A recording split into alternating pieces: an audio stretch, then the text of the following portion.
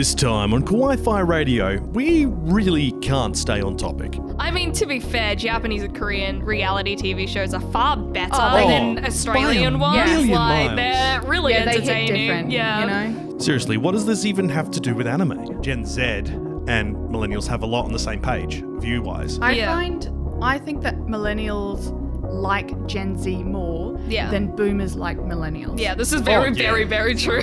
But we do talk about the Kaguya-sama Love is War film, The First Kiss Never Ends. I promise. It was good. Yeah, it was really good. It was really good. Ava launch! Tatsuo! Kaneda! Oni-chan? It's over 9,000! Nani? Configure the language logic interface for Japanese. Kawaii-Fi. Kawaii-Fi. Kawaii-Fi Radio!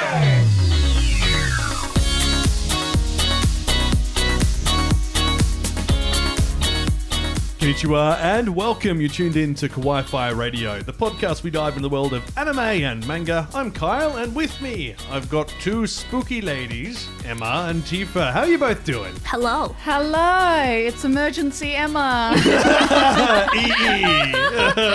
Only comes along when there's nobody else. Well, it's also that, you know, out of the whole team, we're the only three who are able to go see the film we're talking about today because they put it on at stupid times. I know. It's not for children. It's not. It's not for children. No, it's not. It's definitely... The first 10 minutes. Sorry. Yeah, exactly. When we went, they had booster seats ready on the side there for children. And I came in and like the first 5 seconds and you're like, that's not for children. Yeah. Well, I mean, it's MA rated. Yeah. I was So like, MA that's not 15 for is children. Why are you bringing your kids to this? Yeah. Like, it's literally another classic case of cinemas not actually looking at the content they're selling. 3:30 in the day as well. Yeah. Like. So for those who are wondering, that was we are weird. talking about Kaguya-sama Love is War's film, The First Kiss Never Ends. It is M15, just like the series is, and the cinema, as you said, had it on at 3:30, which is the time slot they normally put on the family films once kids have finished school. Yeah. So... No. 3:30 is just a weird slot because most schools in WA at least finish at 3:10. Yeah. 3:05, Sometimes at 2:30 on Thursdays or Fridays or something. Yeah. But most schools like high school kids wouldn't even be able to make it to that showing. Yeah, and then the other cinemas that did have it at later showings, but only weekdays and not the weekend. Yeah. Which was really weird. Rude.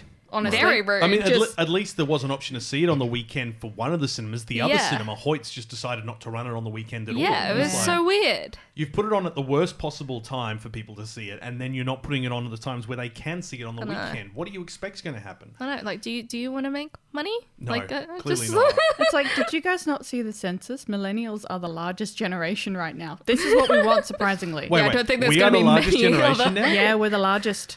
Woo!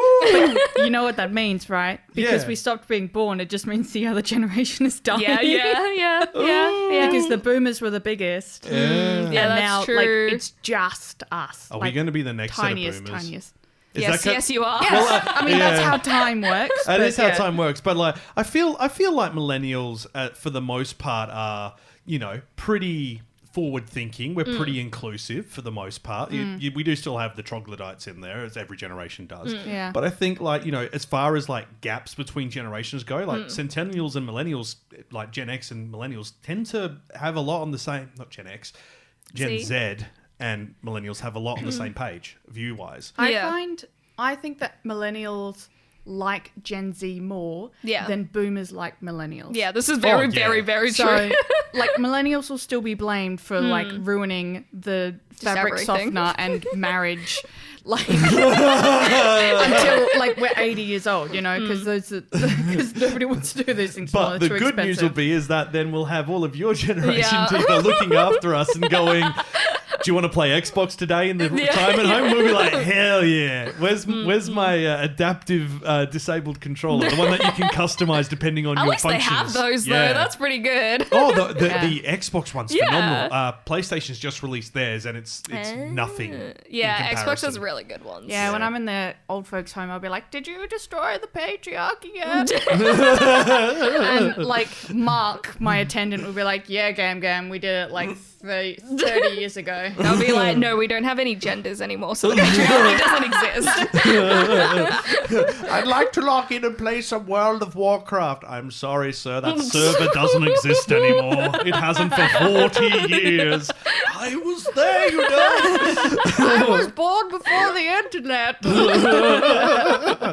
I know, it's a weird thing to say. I remember we had classes about internet. Oh my gosh. Oh, yeah. It was so weird. We had like touch typing classes. Oh, we had touch typing classes Yeah. too. Oh, did you? Yeah, we had to Nice. defeat the dragon and you had to touch type to do it. Oh, yeah. that- So that's my Yeah, we had like really cool ones, yeah. my year 5 teacher would write a sentence on the board. You had to write it down. Oh, yeah. And then run to the computer room next door, type it out, and then put your hand up. Oh, yeah, we just That's the we best. just had a library and there was like a program for it and you just had to type it as fast as possible to like beat all the like different bosses on the different levels and that's what we did. That's awesome. We had some games like that on, Yeah. on the Macs in my school where one of them was like I can't remember, but it was a maths game. Oh, you'd yeah. Fly, Oh, yeah. one of the biggest challenges of it is like it was like a side scroller and defeating the enemies was the math challenges. And then you got to this point where before the final battle, you got to fly up a cliff.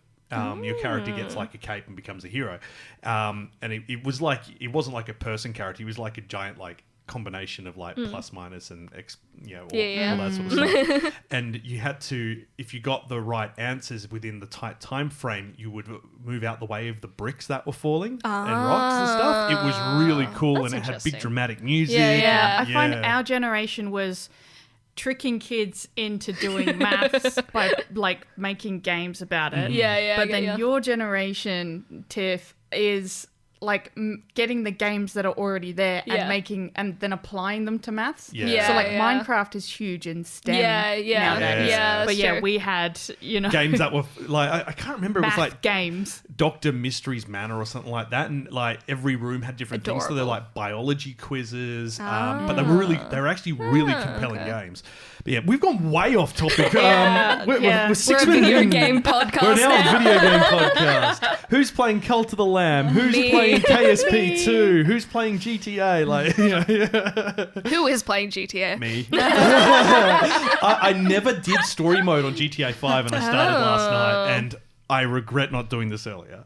I'm having so much fun and because it's on my Series X, it is so beautiful because it just had a next gen update. Yeah, and as a result, guess who's working from home tomorrow because he'll my probably God. be up late playing GTA again. Well, that's not why I'm working from home. Are you sure? Happy side effect. No, it's a happy side effect because the family's football team has got into the final in the English Cup, so we're watching that at possibly 1 a.m. or 6 a.m. Fun. Please tell me you're watching it in the family room. It's in the theatre room. Thank God. You won't be able to hear it. You might be up anyway if we're doing it in the morning. But right, let's get back on topic. Right. So we're talking about the Kaguya-sama film, which is Kaguya-sama Love is War, The First Kiss Never Ends. Now, much like Demon Slayer's Mugen Train, this is a canonical anime film. It brings the next part of the franchise story to life. So the question is, much like we've discussed with some of the other films we've seen recently, One Piece, Red, Slime, does it deserve the big screen treatment? So we'll get stuck into that in a sec, but if you are new to the podcast, welcome. We have videos on our YouTube channel, socials, and all that stuff as well. But before we get stuck into the movie, let's talk about what we've actually been watching. I have no idea how old I am or where I came from. Nani? Ohio. Hang time! I gotta go! I have to know. Hooray! I did the thing. Doo-doo-doo. Oni-chan, nani wo miru? What we're watching. Alrighty. Tifa, you get to start off this because, like, I don't know why, but I just get the vibe that your character that you're going to be discussing would not like being left to last. Well, I mean, she is often left to last, if I'm honest. Like, Yeah. poor Retsuko. Yeah. So, right, this is the 5th season of Agretsuko you've been watching? Yeah, I believe it's the 5th And season. we believe yeah. 5th and possibly final. Possibly final, yes. Okay. How is it being compared to the previous seasons? It's unhinged. it's something else. I mean, so Agretsuko is already kind of unhinged because she is just a normal everyday office worker, and she goes to karaoke after work and screams heavy metal because she hates her life. Understandably, she's just kind of like, I'm working every day. I don't know why I'm here. Why am I doing this kind of like everybody else is doing this, but this doesn't seem joyful. Where do I find joy in life and all that kind of stuff? It's kind of very depressing if you look at it too closely. I mean, that checks out. Yeah. Is it still on Netflix? It is still on Netflix, yeah. That's But- impressive for them to hold all 5 seasons. Yeah, Well, it's, they funded it's it. yeah, they Well. funded it as well, and it's Sanrio as well, which is Oh, really yeah, interesting. But the seasons, like the storyline of the seasons, have changed throughout. So other than just the first season being her office life and things like that, later on she kind of starts posting some of these like heavy metal covers she does on YouTube, which is really cute. And then she ends up joining an idol group. Of course. And she's like the heavy metal singer of the idol group, which kind of makes it popular because it's an idol group that's already formed, like an underground scene type thing.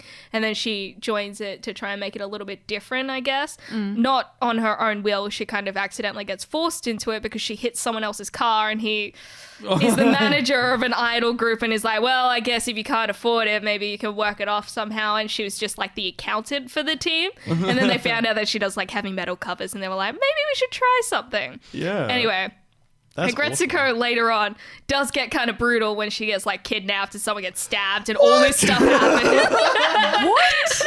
This is not this season, by the way. This is a previous This season. is Sanrio. This is like Hello Kitty. Yes. Pudding. Like, what? Okay, Emma's face. I definitely need to go back and watch the rest of it. I watched season 1. It gets super unhinged. It's like insane. But there is this one character that has always kind of been with her, along with a few others, but his name is Haida. He has had a crush on her since the very first season. He's been in love with her this entire time. Yep, While there's always she's one of off those. dating unicorns and other things. He's just been in love with her, and he's kind of like a punk rock type of dude as well. He's really cool. Anyway, spoiler alert.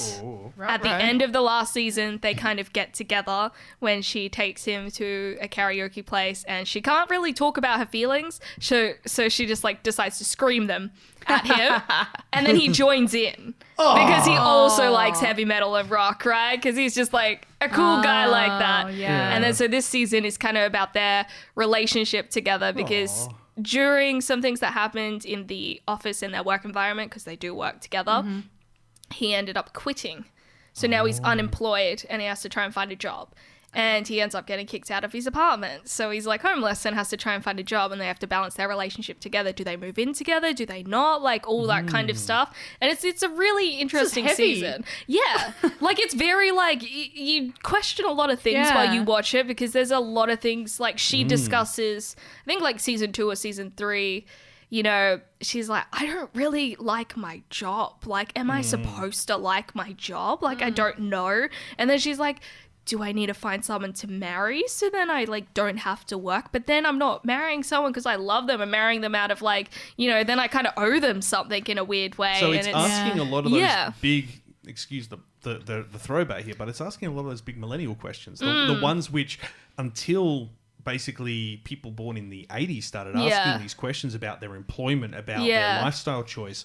A lot of people didn't really think about it. Like Gen Xers kind of started thinking about it as well. But it's become a lot more part of our cultural norms to talk about what actually sparks joy. Yes. So like what we And working in an Yeah. office in supposed Japan. Yeah, what we're exactly. supposed to want. Yeah. Yeah. And then it's like the discussion about like her parents and what her parents want for her as well. And then this season, because it's more about Haida and Retsuko together, which they changed the theme a little bit so it includes him now as well, which I really like. That's cute. We learn more about his family and what his upbringing is compared to hers as well, because they got to kind of like meet the parents and all that kind of stuff. And it gets really interesting. And then there's a bit of a twist that changes the season in a weird way, but I won't spoil that for those who haven't seen the new season. Weird in a good way or just strange? Weird in a I don't know what is happening kind of way. The last episode, they're going to like take off their VR goggles and go, maybe we shouldn't get married. But it's quite interesting. They talk about like internet cafes and how like people, sleep in internet cafes when they're like don't really it's have a much of a huge thing job. nowadays, Yeah, and things like that. And we also meet a really cool character who plays online games with Haida while he's unemployed. Nice. He gets kicked out of his apartment, spoiler alert, because he spent too much money on online games. Oh, no. So Yeah, all right. Well, that's on Yeah. Netflix worldwide. If you've ever wondered what it would be like if Hello Kitty was a metal cover band, this is your answer. We've, to be honest, because I've been working crazy hours the past fortnight, and Emma's been the same. You've had a lot of after work commitments as well. Yeah, but I have to because we're going overseas in October. Yeah, fair so play. I have to get the hours up. Yeah. I mean, but yeah. To get that toil, baby. Get that toil. So we haven't watched a lot of new stuff, but one thing we did check out was Handyman Saito in Another World. Now, this is running the season. We've only got 6 episodes so far, and it's exactly what it says on the cover. It's an isekai series where a guy who worked for a handyman company in Tokyo has ended up in a fantasy world. And you think, course. God, that's going to be terrible. Like, he's got no skills. No. It turns out because he's a handyman, he can pick locks. He can reupholster furniture and items. He can. The first episode, he is picking a lock. And everyone's like, don't trigger the trap or something. He's like, nah, I won't. It's fine. And, he doesn't. And then he's also like a somewhat blacksmith. So he's like beating out. Because he can repair He's a panel things. beater. Yeah. So all these skills are really transferable, which is really funny. And there's they've got what's the pixie character? Is she a fairy witch? Something like that. So there's a fairy witch, there's an old wizard who's really old and he's starting to... He's senile. Starting to go senile, so he forgets his chants halfway through. Yeah. And then there's a girl who is the knight, who's the party leader. Okay. And she's in love with... we're pretty sure she's in love with Saito. Yeah. And it's really sweet and wholesome, but it's also very episodic. So there is an overarching story, but you know how like in Tomo-chan's Not a Girl, you've got those little gaps between the episode, and then it's like, this is this story. It's the same sort of style. Like, this is this story, and then it encompasses it, and the resolution, and then the next one. And you can kind of see, and this is all just in the first episode, so we'll avoid the spoilers for anything further than that. But all in the first episode, the stories are all looking at how he's ended up in this world. He doesn't know what to do with himself. He's trying to decide if it's better than the situation he was in. So you get flashbacks to his work and how underappreciated he was and so on. And how horrible people, treated him and why...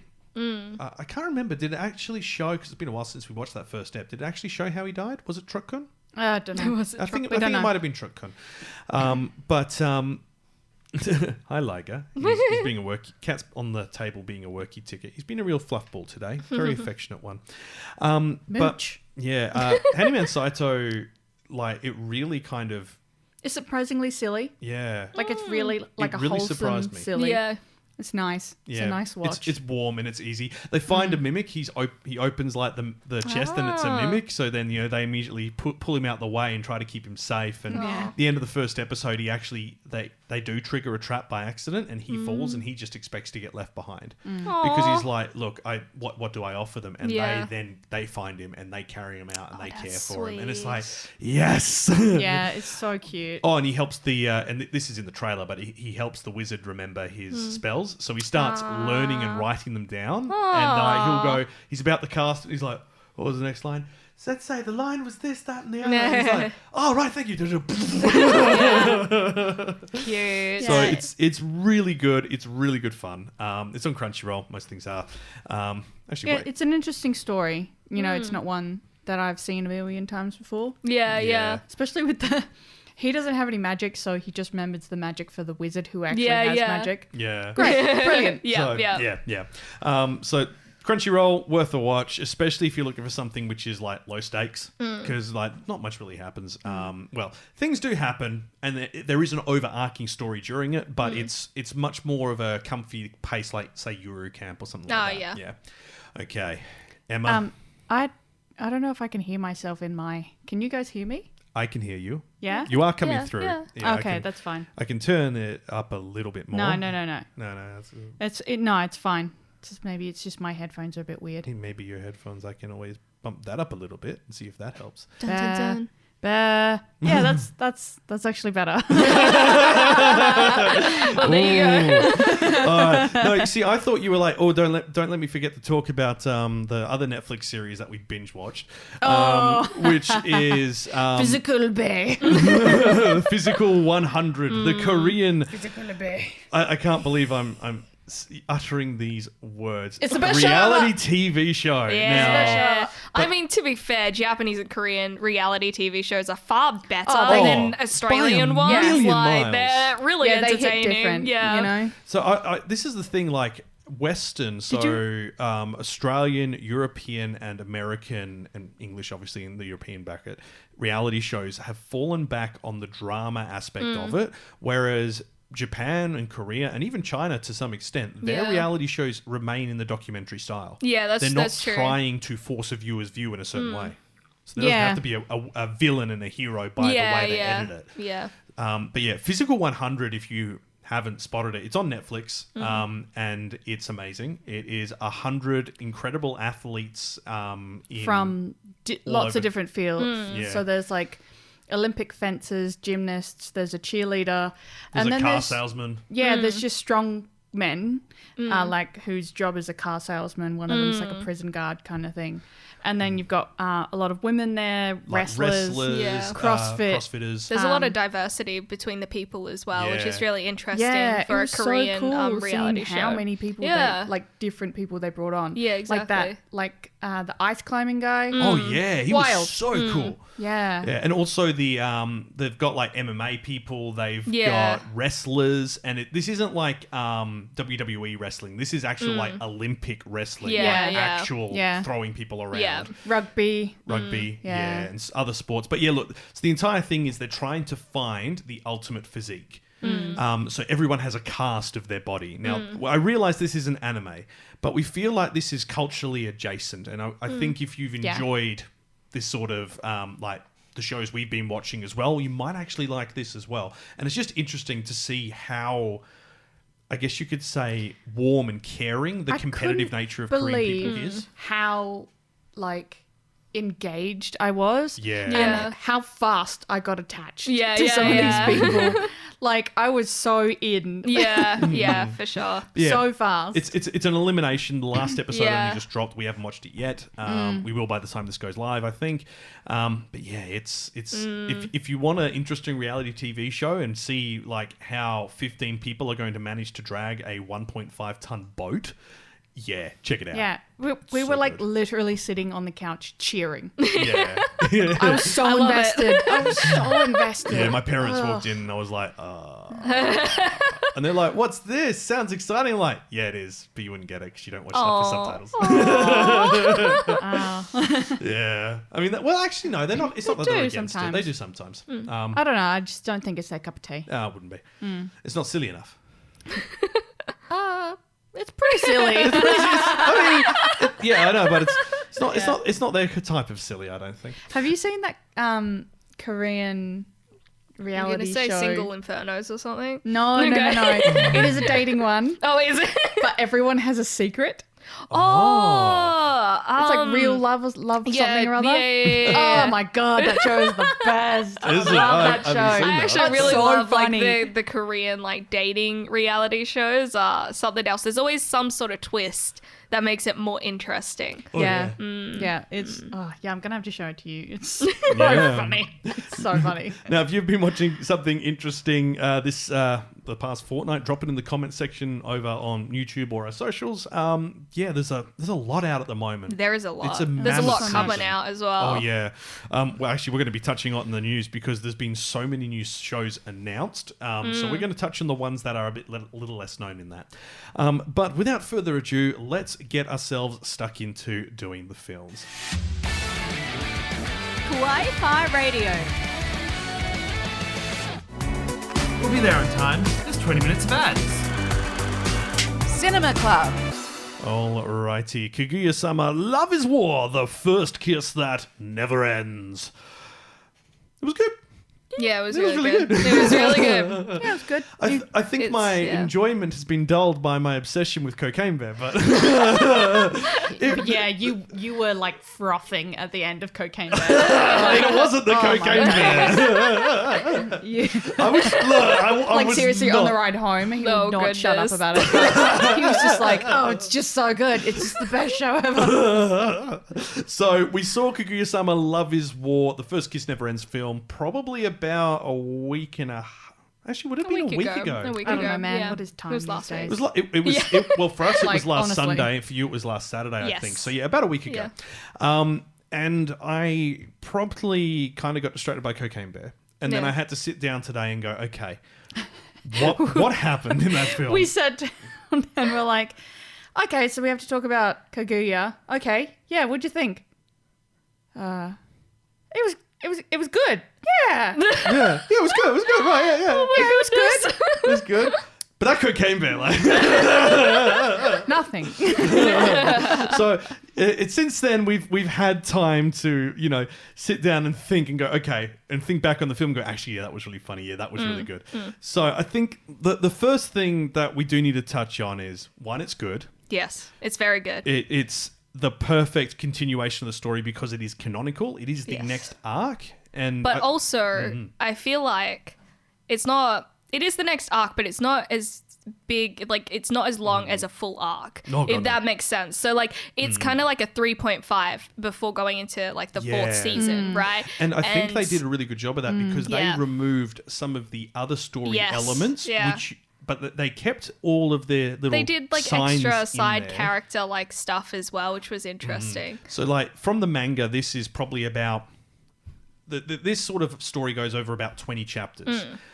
But a good 10 of those are what's going on to Ino, what's Yeah. happening with... my brain's died. The treasurer guy. I've forgotten his Is name, the emo guy. Ishigami. Ishigami. They've got a whole story plot Yes, which they're yeah. involved in. Even, there's other stuff going on in the The girl background with of the pink Kaguya's hair family. that Ishigami has a crush on. They Oh, touched yeah. on Oh, that yes, a bit yeah, as yeah. well. So there's a whole story arc there that needs to be resolved, which is in the manga and was intertwined with this story. Yes. And they've separated Yeah. it just to focus on the two main characters. And they touched on it like a little bit. Like Mm. they start touching on like a few different stories, but then the other side character, I always forget her name, the one that has a boyfriend, she was more in Yeah, the she was big story in this as one, well. wasn't she? Yeah, so I thought Yeah. it was really interesting. We saw a Yeah. lot more of her as well. Yeah. My God, the foreshadowing at the end. So But much. yeah, because like I feel like this is more like a 3.5, Yeah. right? Yeah. I feel like it's not going to have the same problem that Demon Slayer Mugen Train had, where it's an entire huge arc where a significant character that you see a lot of in the first season dies, Yeah. and then you have to redo the entire arc as a separate season. It's Yeah. not going to have that same problem, which was No. like a huge problem because you had to watch the movie, otherwise you wouldn't get anything else. Whereas No. I feel like if, like, with this film for Kaguya-sama and Yeah. this series, like they don't have to touch on the exact same. They don't have to remake No. the exact same scene for scene or anything like that. They'll have some of the same like elements and stuff, Oh, but yeah. like most of it they can tell in a different way because you're Yeah. seeing more from other characters, right? So I feel like they've done it in a good way that's integral to the story, is a canonical film, but isn't something that has to be remade completely, so it's a waste of time for Yeah. fans. So I find it was exactly what you expected as well. Yeah. And it hit exactly on par as all the characters should behave. Yes, rather than, exactly. like in Slime, I was like, I really don't feel like this is It's the same in actually One how Piece they would thread as act well, and, yeah. You know, it's not really part of the story. Like Kaguya-sama, Yeah. everyone acted as they should. Yeah, You and know, we you've got more in-depth internal monologue as well, Yeah. which was good. They So. also did not let up on the comedy. No, it was The I had a comedy- laughing fit for the first 10 minutes I know, and I couldn't right? freaking sit up. Yeah. I couldn't sit up or anything. I was just laughing and my partner just turns to me and he's like, are you okay? No, I'm dying inside Like, from oh my happiness. Yeah, so we got lucky. We saw it at the cinema and we had a really good group of people Yeah, in the yeah, cinema. which made me less self-conscious when I was just like cackling. Yeah. Well, it's also that there was that one dude at the front who had that really unique laugh as well. And then you're just like, man, mine cannot sound that bad. Yeah. But it says the guy with the rather unique laugh. But I think... like as you're saying, like when season 4 comes around, and like make no mistake, the way they have lined this up and the way it ends, season 4 is coming. Yeah. I think the first 3 episodes of season 4 can tell Ishigami and Ino's story that's occurring at the same time, and they could probably take bits of that film and drop it in there, just the important, I'd say 4 important scenes, and put one in the beginning of episode 1 in episode 2, and then 2 in episode 3. And you would you'd be like, I can use that. I understand what's happened. If I wanted it in depth, I can see the film. Yeah, exactly. They've done a good job at setting up lots of plot points. Yeah. Because I mean, we are nowhere near finished. Like we've got at least another 3 seasons worth. Yeah. And it's still good too. It's not like, hey, they get together and that's the end of the story. No, there is so much more going on. And it's like discussed in the film as well, which was really good, was the fact that after they kiss for the first time, what actually happens next? Like, usually it kind of like, the story usually ends there, but it's kind of like, okay, are we together now? Are we not together? It was just one kiss, right? So then maybe we're not together because it's just one kiss. But it was a kiss. Like, are we together? Like, what happens next? And they don't shy away from the feelings that teenagers have surrounding this as well. Like, does this lead to something else? Or like, is this a little tame? Like, I don't know which side that we're standing on and stuff. And they explicitly state it as well. Like, I just also love like the whole controversy around the type of kiss Kaguya gave him. That is so great. But how long after that type of kiss did the next thing occur? About 4 seconds. 40 seconds. That was so funny. That bit, I look, this is... like, we could have talked about this for Valentine's Day. It's kind of a little bit lewd in some of the content it's talking about. Some of the content. Most of the content. But it's great. It was just good, consistent fun the whole way through. And I was really pleasantly surprised by that, because we're so used to, as we've seen and as we've mentioned when we've done our previous reviews, there are a lot of films that are jumping on, series that are jumping on the film cash grab wagon. Yes. And they're not putting out as good a story as they potentially could have. And as we stated with Slime, it's not a bad story, but it's full of plot holes if you look too closely. Whereas when you look at like Mugen Train, if you look at Jujutsu Kaisen 0, and if you look at Kaguya-sama's film, because they are grounded in the canon and need to work within the greater story, because they're not essentially OVAs, there is a lot more thought in the process of how it's been produced. I do find that like Kaguya-sama and Jujutsu Kaisen 0 don't have the same issues that Mugen Train does fall with, though, because they've changed media format from a TV series to a film. Like, this still works within that realm by enhancing the story, but not necessarily being needed for like the next part of the story. And they could even do what Demon Slayer did and recut the film, parts of it, like the core important parts, and use that as part of the next season as well, to provide the context without feeling like it's, what they did with Demon Slayer, where they had to then stretch that over 9 episodes. You wouldn't need to do it. Yeah, when we were watching Kaguya, I was like, I feel like this is just another episode. It like felt like, even though it was like an hour and a half, it didn't feel like it was an hour and a half. It just felt like I was watching an episode. It was so fluid. Because it didn't have a huge climax. Like, you know how in most films it's like build, climax, and then like resolution. It just kind of went up and down like it usually does. And I also think that's kind of the point of this film as well, because it's all about the ordinary kiss, right? So they made it feel like an ordinary episode. They made the climax something that was ordinary, something simple, right? And because of the simple premise, it worked so well. So like, out of the entire series, this is the only point where I could have seen them doing the film. Well, other than the very final arc, like I can see that very, like, have you finished the manga yet? The very final arc, there's about 13 to 14 chapters there, which could work as a self-contained film. And then you could do like all of the epilogue stuff that they've done in the manga as like the outshots as part of the credit sequence, basically.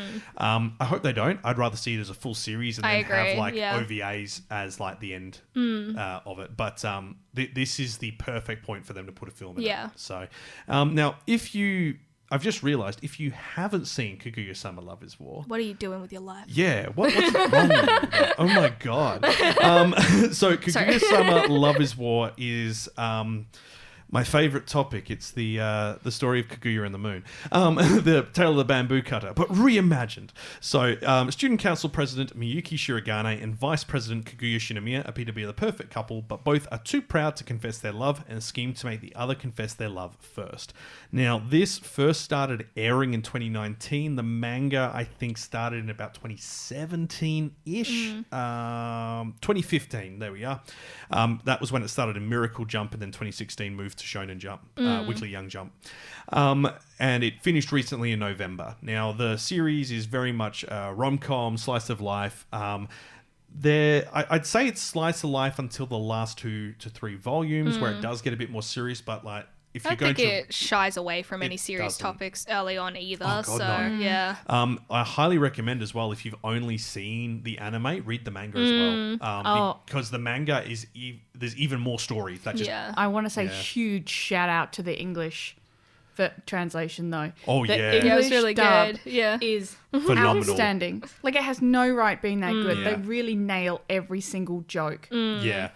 And like surprisingly well. Yeah. Like, all things considered, like we've seen in particular with the Funimation jobs around the time that this came out, there was a lot which were like very missed on translation, especially if you remember the issues they had around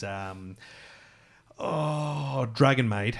Oh, okay, where they changed some of the lines to be about the patriarchy and this stuff, and everyone's like, that's not in the original version, in the original translation. Yeah. So, yeah. Whereas this one is so accurate and like... They have like a narrator that talks over the top, right? Yeah. I love the narrator just in general, though. It's such a good role. The voice actor they have that plays the English narrator, outstanding. That's good. That's he good. has an incredible like comedic timing and intonation. Yeah, no, I think they had a lot of fun with it. This is also a series which won so much. 10th New Type Anime Awards, it won every category it was nominated in. Best TV Anime, Best Male Character, Best Female Character, Best Theme Song, Best Director, Best Screenplay, Best Character Design. Theme song's Crunchyroll Awards, their one joke ending sequence, the Chica dance, won for the best ending sequence against everything that year in 2020. It won Best Comedy, Best Couple, Best as well. Also won Best Girl for Kaguya in the next year. Best Comedy again for the next year. Like, it is consistently at the top of the awards, both in English and in Japan as well. It's won plenty of awards for the manga. So highly can recommend checking it out. I wouldn't say you can see the film without having seen the series. Like, I don't know.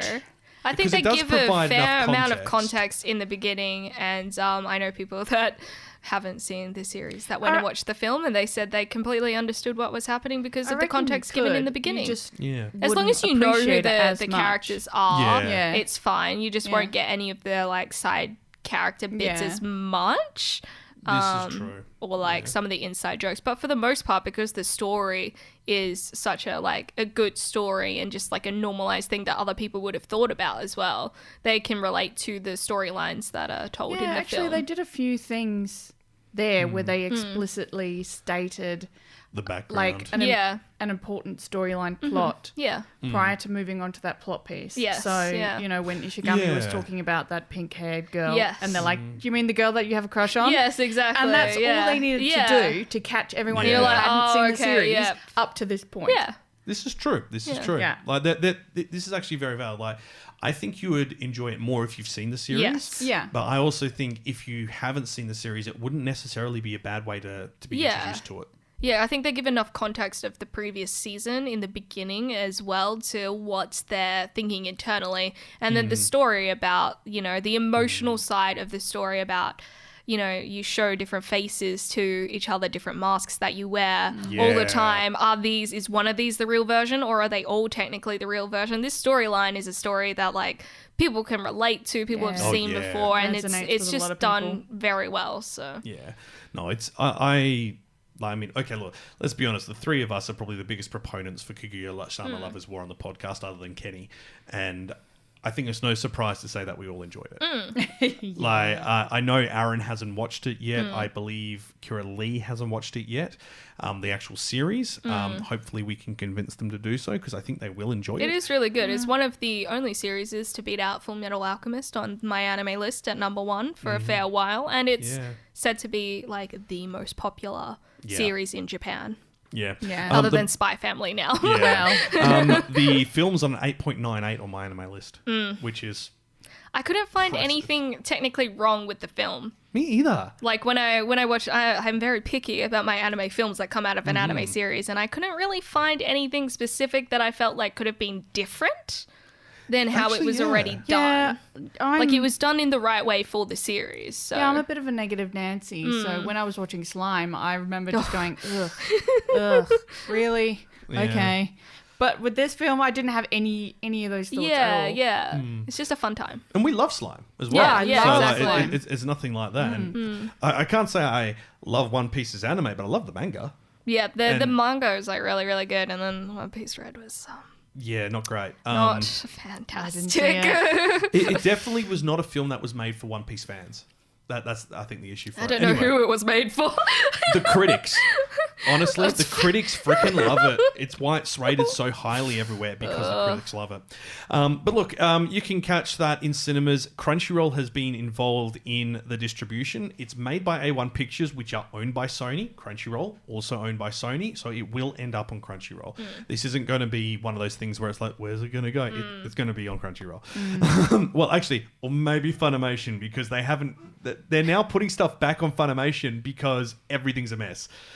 So, was it you who was saying, Tifa, that the licensing issues, they didn't think it through by the sounds of it? Yeah, they did not think through a lot of the licensing. So, obviously, new series that haven't been licensed for Funimation will not be going on there. They'll just go on Crunchyroll. But a lot of the series is, like, for example, I don't know, Attack on Titan isn't on there, but just as an example like that, you know, they already know that they have that till the end. So they have a lot of series like that they have till a certain point, which is going to be like maybe 5 years for some of these series, especially with the delays that we've been having recently. So they're just going to keep coming to Funimation. I feel like it's going to be 5 years with Attack on Titan. Well... Comes out next week. This week, technically. The second half of the final chapter before the final half of the last chapter. The first part of the third part of the final part of the season.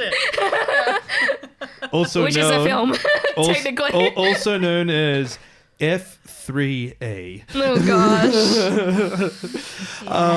gosh. We do need so hang on. Is it now going to be a film? Is that confirmed? It's technically an OVA episode, right? Because it's an hour-long episode, and that's the first part. We don't know if the second part is also a 1 hour special, or if it's going to be like episodes. So we don't know that. Man, nah. Just like I've read the manga. I just don't really care anymore. With Attack on Titan. A lot of people, when I mentioned this as well, a lot of people were like, yeah, I could see them doing just like a 1 or 2 hour, like one 1 hour episode or 2 1 hour episodes for the final part, and that would be it, instead of doing actual episodes in a season like it was marketed as. So. Oh, God. Just like, stop calling it freaking final season. Just call it season 4. They already knew what they were doing. Why did they market it like this? I was going to say, like, if they did a full other season, which doesn't look like they're doing, but if they did a full another 24 episodes, there would now be more episodes in the final season than the entire rest of the season. Yeah, I mean, they could have they knew they were doing this like 1 hour special episode, right? And that could potentially happen for part 2 as well. They could have just said that they're ending this season with like 2 1-hour specials. Yeah. That's how it ends. Yeah. Instead of being like the third part of the final season or whatever. Because then it's the final season and then it's the special, It right? does look like it is confirmed as it's 2 extra long episodes, so basically it's a film. And they split it into 2. Yeah. The first will debut on March 3rd, and then the second will debut another time later. So it is just 2 specials. It is not part 3. And they shouldn't have called it that. Yeah, they shouldn't have. Or they could have just made it a TV movie. They should have just made it a TV movie. Anyway, we've hammed on enough about that. The important thing is Kaguya-sama Love is War film. Definitely worth checking out. If you haven't seen the series, I'd highly encourage you to watch it. It's one of the team's favorites for those who've watched it. And yeah, it's just good fun. It's good, entertaining fun. And it's not going to make you sad, which is always good. I mean, well... Maybe. Depends you're how depressed you are when you watch it. Yeah. Don't watch it what brand of depressed you are. Don't watch it after a breakup. Yeah. Or if you've had a breakup and you're feeling hopeful about your next adventure, if you will, this might be a good way to get you in a good mood. You might still cry from laughter, though. Yeah. Oh yeah, absolutely. And with that, let's actually talk about the news. Kawaii-Fi Radio. Tonight on Anime Communique. Great story, compelling and rich. Nothing brings ratings up like a little controversy. Well, as we've always done, let us start off with a bit of controversy. Crunchyroll has laid off approximately 85 employees globally, and that includes here in Australia. So the service laid off 85 employees last week through redundancies. According to one employee with knowledge about the recent terminations, the layoffs include employees in the US, Moldova, France, Germany, and Australia, and primarily affect the company's marketing and engineering sectors. The understanding is that these are not a cost-saving measure, but resolving the overlap between Crunchyroll and Funimation staff. Not necessarily the case here in Australia, and we'll get to that in a minute. So, according to their job listing page, the company has 12 offices with locations in Culver City, California, San Francisco, Dallas, New York, Melbourne in Australia, Paris and Roubaix in France, Berlin, Tokyo, Chisinau in Moldova, Lucerne in Switzerland, and London. Now, the staff were informed of the layoffs in an email on February 16th. So that were, at the time of recording, 10 days ago, 12 days once the episode goes live. 11 days. The email cites the integration of... Yeah, maths are good. Are you getting this out tomorrow? Integration of the Funimation and Crunchyroll teams as the reason behind the termination. At an all-staff meeting on Tuesday, the leadership informed employees that those who were laid off will continue to receive benefits throughout their severance period, and multiple sources cited that the decision was not cost savings, but a matter of resolving overlap. So... according to one source, Crunchyroll has estimated to have about 1,400 full-time employees prior to the layoff. And this is part of the overlap. And we knew this was going to happen. Yeah. Like, we knew there was going to be overlap between staff at Crunchyroll and Funimation, especially in communications, because both of them did that. The question we have is Australia has only had one team. We've never had 2 teams. So we've had... Madman, which was the original source of anime in Australia. They created Anime Lab. That was then sold to Sony through Funimation, and Funimation took over.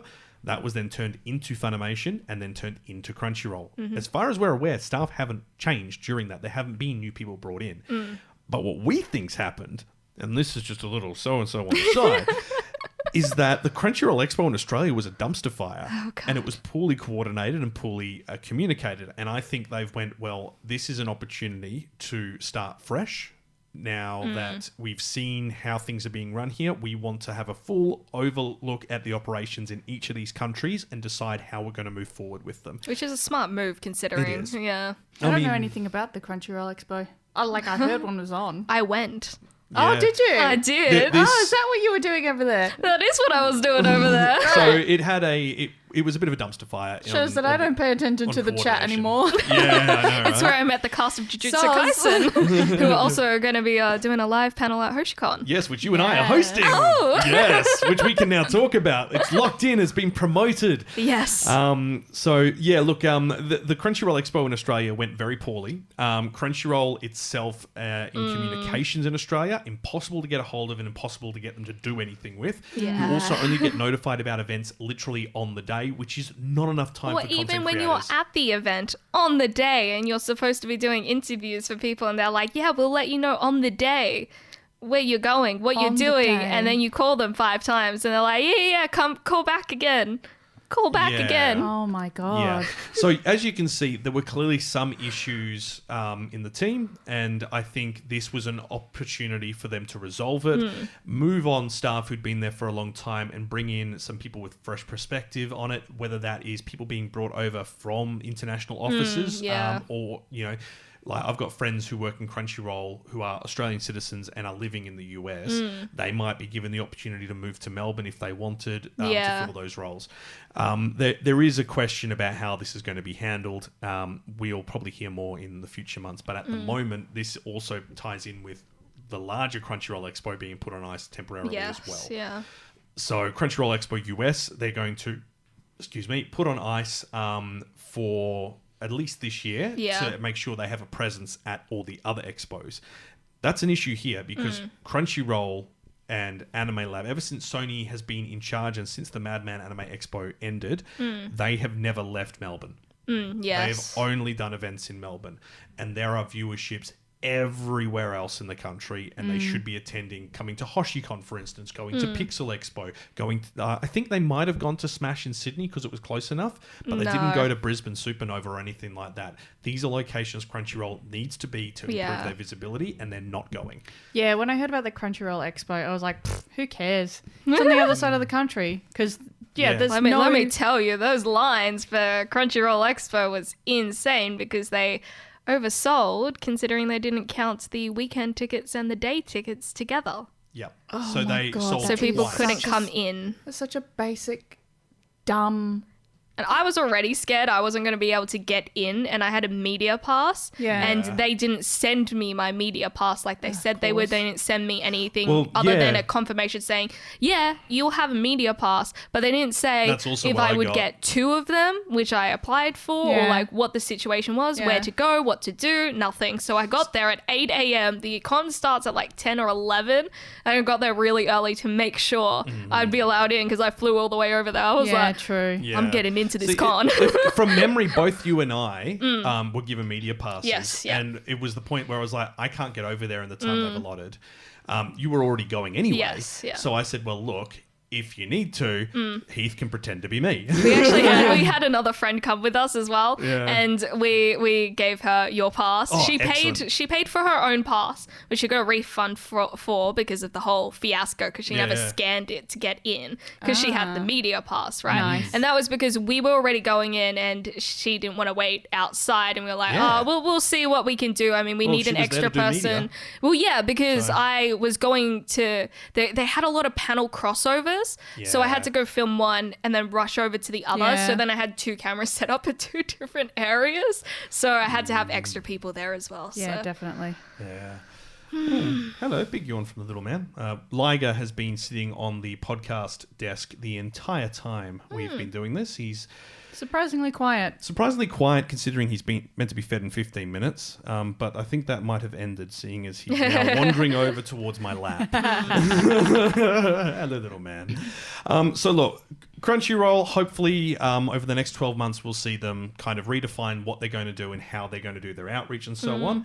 And from there, we'll figure it out. Now, we do have to go from that to some sad news. And this is because one of the legendary mangakas has passed away. Leiji Matsumoto, he's passed away at 85 from a heart failure. Now, you mightn't recognize the name, but you will recognize his work because he was the artist behind Space Battleship Yamato, Galaxy Express Quadruple Nine, Space Pirate Captain Harlock, and the big one, which I think many of us from our generations will have known, he did all of the animated music videos for Daft Punk's Discovery album, which was Interstellar 5555. That's the blue people dancing and playing music in all of Daft Punk's songs from the Discovery album. That was one of the first things that actually got me into anime. Same. I remember seeing that on, Rage in the Morning, which is a music show that we have here. And just not being anymore, absolutely enamored. Oh. I think it is, but it's not what it used to be. Rage is still there, but it's not. What it used to be. We used to have video hits on 10. That's actually completely gone online. And they actually have a YouTube channel. Yeah, I know. Strange. No one knows, so no one goes to it. Fair point. So, look, this Matsumoto has been around for a very long time. He was born in 1938 in Fukuoka Prefecture. He started as a mangaka in 1953 with Honeybee's Adventure, and that was while he was still in high school. And then he moved into Tokyo and became popular in the 50s as a shoujo manga creator under a pen name, and then adopted his most well-known pen name, which is Leiji Matsumoto.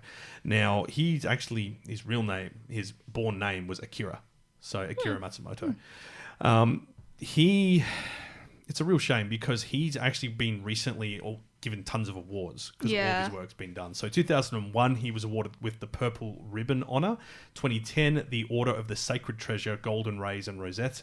And 2012, the Chevalier de l'Ordre des Arts et des Lettres, Knights of Order of Arts and Letters from the French government. And he was in Italy in 2019 when he actually was hospitalized in Turin and had a heart murmur then. And he stabilized. And then, unfortunately, it's that's obviously looks to have been like the start of the decline for him. So the family announced it. He passed away on February 13th, but they didn't announce it until the 20th to the public, which is, as we know, very common with Japanese. You do your internal grieving first, and then you make a public announcement after that's been done.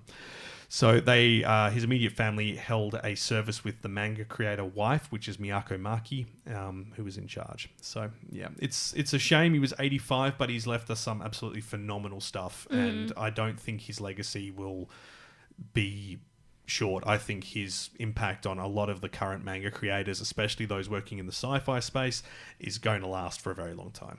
So, yeah, we will have to do... Actually, maybe that's what we should do next episode. Galaxy 555... Galaxy 555. Galaxy Express 999, which is... what is it? Trains in Space. And Captain Harlock. So, yeah. We were going to do like a really dodgy... no, that actually sounds wrong. We were going to do a rather... we just weren't sure what we were going to do. So we were thinking... Promised Neverland live action. Yeah. But that's another film, and that'll be 3 weeks in a row of films. Yeah. True. That's a good point. Yeah. Let's have a look back on Matsumoto's legacy for next week. I think that's a good way to do it. Yeah. Right, now, going on from here, there are a lot of new anime announcements that have been made, and lots of sequels as well. So we're going to kind of run through them very briefly.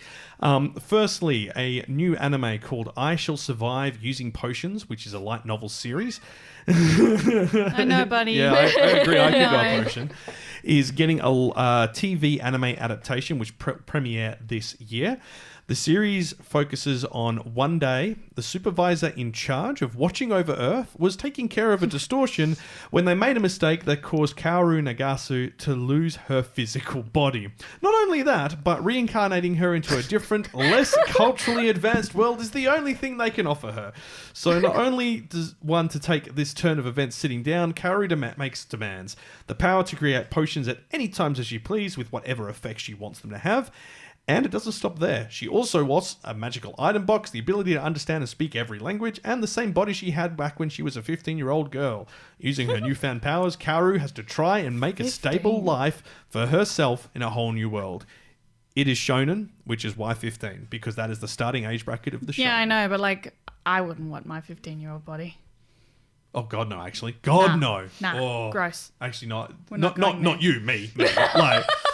Yeah, actually. Also, no, because I'm old, so that'd be creepy. Okay, Kyle. Gone down a weird route. Those demands are so OP. I know. Yeah, right? He's like, I just want everything. I just want everything. Of course. There is another one, which is Yu Morikawa's Mr. Villain's Day Off manga is getting a TV Villain's anime. Day Off. It actually, I think you'll like it. The main character's pretty sexy. So cute. An evil organization from another planet is trying to take over Earth. An extraterrestrial from the organization, named the General, tirelessly fights against Earth's defenders every single day in a battle of life and death. However, today is his day off, and he goes to the zoo. Oh, cute! And he films pandas. It looks really cute. It kind of reminds me of what was the one we were watching that Aaron loved and has done really well? It's like the Power Rangers and the... yeah. Yeah, I don't know. Yeah. Love After World Domination. Yeah. Like that, yeah. So that looks really good as well. Now, I think it reminds me of Part-Time. Devil is a part-timer? Yeah. Because you know how he goes like into full devil sexy mode at some point? Oh, yeah. That sort of thing. Yeah. I get that. Yeah. Okay. Now, also, sequels. We have finally confirmed Birdie Wing's second season, which was... We were told it was coming. April 7 premiere, kind of around the period we thought. Crunchyroll is streaming it. So that's another follow-on. We will be doing a video around that to do with mini golf. I just haven't had the time to do that. I won't be here for that one because I hate golf. No, that's fine. You don't need to golf. That time I got reincarnated as a slime is getting a 3-episode OVA special for the 10th anniversary of the manga, and that's going to be this year. And then next year, spring 2024, season 3 has been confirmed, and these both were announced as the grand finale screening of the film. So that time I got reincarnated as a slime Scarlet Bond, and that's going to be airing in spring of 2024. So that would be April next year. Like, I'm looking forward to the new season, but that film actually made me not look forward to the OVAs. I know, right? Yeah, I get you. Yeah. So there's that as well. So look, there's a lot coming out in April.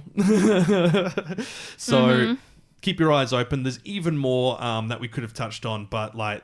Oh, here's a good one that I think we should mention. Is from the Kaguya-sama author. Oh, yes. That's coming out in April is Oshi no Ko, which is a very fun story about an idol who is pregnant but is hiding the pregnancy from the rest of the world. She goes and finds a a family doctor to help deliver her babies, which, spoiler alert, ends up being twins. And this family doctor dies. And is reincarnated in one of the babies. No. Yeah. No. Yeah. Yeah. It's beautiful, though. It's very pretty. It's the same Kaguya-sama author. That's messed up. Yeah, it is. Yeah, it is. I can't wait. It's been sitting on my to-read list as well. I already have the manga as well. I bought it One recently. of the babies is... because they're twins, and then the other one has no idea that's an actual baby. Yeah. Yeah. I mean, but it looks beautiful, and the theme song is by Yosobi, who is like really, really popular and did, I think, Beastars opening. Oh, the second one. Yeah. So she'll be doing the opening for this. Yeah, actually, I think the article I've got open for her for it does say, which is where the opening song. That's where the most hype has come from. Was this. The like singer has become like just a hit sensation, and especially on like TikTok and things like that. Everybody uses their songs for everything, and she is very popular for depressing songs with an upbeat tune. So happy days. Yeah. See, it's interesting because Akasaka teamed up. So Akasaka was the writer for Kaguya-sama Love is War. Now he said that following is Akasaka a he or a she? They said that following Kaguya-sama Love is War, they will not be drawing anime anymore. Yeah. Manga. But they are writing the story. The artist is Yoko Yari, who did all of Scum's Wish. Yeah. So the art style is stunning. It's so it looks beautiful. It's like beautiful. It's just I'm sorry. I'm very intrigued by this plot line because I have no idea where they're going to go, because this only started being published in English this year. Yep. And it already has an anime set for it when the manga only started like a year or two ago as well. Like, why? I think actually no. I think the manga's been around for a little longer than we It says. Set on. I thought it was like 2019. It says 2020. April 2020. April 2020. Like, you know what's worse? I would have understood more. There's only 10 if volumes. the mum and the doctor had died and they both were reincarnated as that would have been actually quite interesting. Been really cute, yeah. Like, I would have understood that plot more. Yeah. Yeah. It would be interesting to see how this is going to work and where it goes, I think. And it's just like really beautiful, but the fact that it is an idol story, but it's not an idol story is quite interesting. Well, what's also interesting is they've listed the additional cast members. Oh, have they? Yeah. And it looks like the kids as teens. That's really odd because everything I've seen of the kids, they're babies. Yeah. And then when you scroll up and you look at the picture, the eye glow matches. Yeah. Well, yeah, because she's got stars in both of her eyes. And they've only got them in one and each. they've got in one. And then really she's got cool, purple though. eyes and then they've got blue and red. Yeah. And the fact that they... It's very anime. I know, but the fact that there's a direct lineup... They have it split as like Aqua and then like Aqua Teen. So they have the names and then their names as teen. Aqua Teen Hunger Force? Is that where we're going here? So they have a child, a baby, and a teen version, apparently. Interesting. This is weird. This has just popped up Anime News Network in their review thing in the side. They've just reviewed a manga series called I Want to Be a Wall. Bro.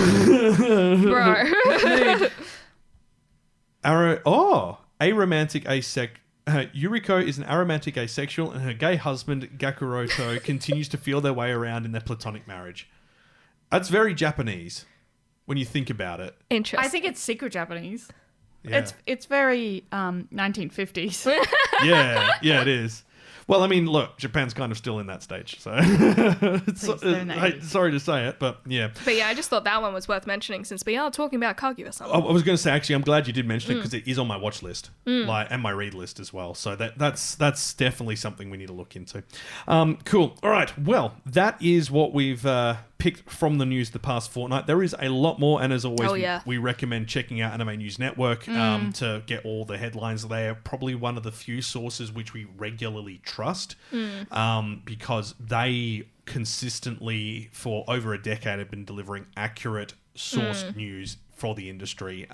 So if you want to get something and you're not sure if it's true, such as, Miyazaki coming out of retirement, which it happened a decade ago and hasn't changed since, you can go find out and confirm it there. They're a good fact-checking source as well. And with that, it's time to wrap up. Kawaii-Fi Radio.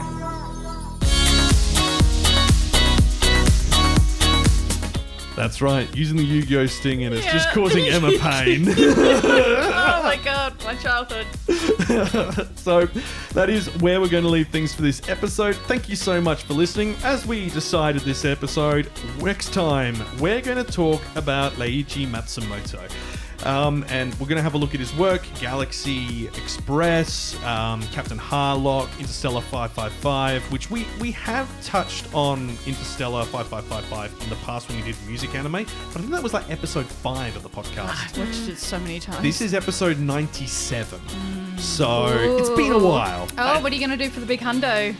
Oh, that's a Secrets. That's a secret, but I can let you know for the big 100th episode, we are going to be on the same week live at HoshiCon as the hosts for the entire weekend as part of our 100th episode celebration, and we will be introducing the denizens of Perth, the anime fans, the manga lovers, to several international acts that we have gotten ourselves in contact with. It's been up to me and Tifa to try and, because I'm part of the Hoshi team and I handle the panels, I'm getting us some good ones. So we've used our contacts to get voice actors on to the convention.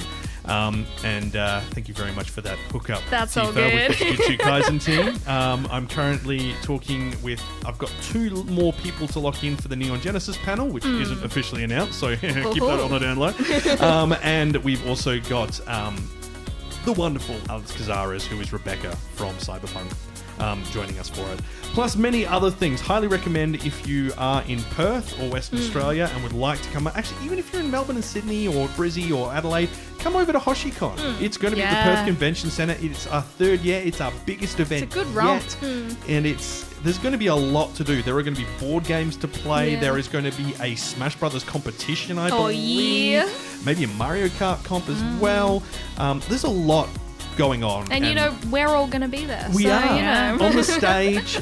We will Heaps get of to vendors. we will get to actually have some downtime when the cosplay competitions are on. And that's something to mention. So we've got 2 cosplay parades, one each day. Then we've got the Hoshi cosplay comp, Yes. which is just a normal competition. And then we've got the Hoshi cosplay championship. Yeah. This is a big deal. This includes flights to Sydney for Smash, the Sydney manga and anime. Yeah. Convention. Yeah. I'm trying to figure out what the SH is in Smash. SH. So, Sydney Manga and Anime Showcase. I don't know. Superhero Convention. There we go. That'll do. I'm sorry, Smash. I should probably know Probably that. should have Googled that beforehand, but I whatever. should have mentioned that. Maybe. Highly can recommend Smash as well if you're in Yes. Melbourne and Sydney. It is a So incredibly good. good time.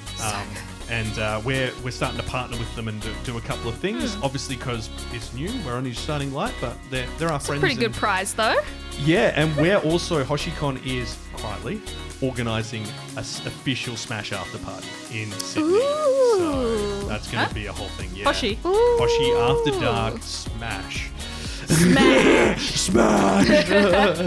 I don't know what the theme is. I need to talk to my boss. Yeah. I've got to do all the CG and not CG, animations and artwork and all that for it. But yeah, it's Does going to that be. mean we're going to Smash? Oh my god, yay, friends. Yeah, okay, fine. But we might. We'll see. I haven't quite decided yet. To be honest, if we could go over and do a panel, that'd be pretty sick. But I don't know if we're big enough to do a panel. No. So, Emma's just like, no, I'm not keen. Nah. All right. Well, look, I do believe I'm a little bit behind on Patreon content, so there will be 2 videos this week. Not videos, 2 audio snippets for the last week's pre-show and this week's pre-show, which will go out. And once that's all done and dusted, you'll be able to listen to an extra, I think it ends up being about an extra hour of content there. So I'll get that sorted in the next week. It's just been bedlam. Yeah. I don't think there's been any night in the past 2 weeks where I haven't worked extra. Yeah, So, that's true. Yeah. So if you want to hear more of this garbage, go and sign up to our Patreon account. Get yourself, for $1, get yourself that premium garbage. Yeah. Quality garbage. It is quality garbage. We talked about Cocaine Bear, unsurprisingly. Yes. And Cult of the Lamb. Cult of the Lamb, GTA, just in passing. Shamed you for playing GTA. Shamed Yes, you for playing yes. GTA. Yeah. As it should be. No, you shame people for playing GTA online and going around and griefing people.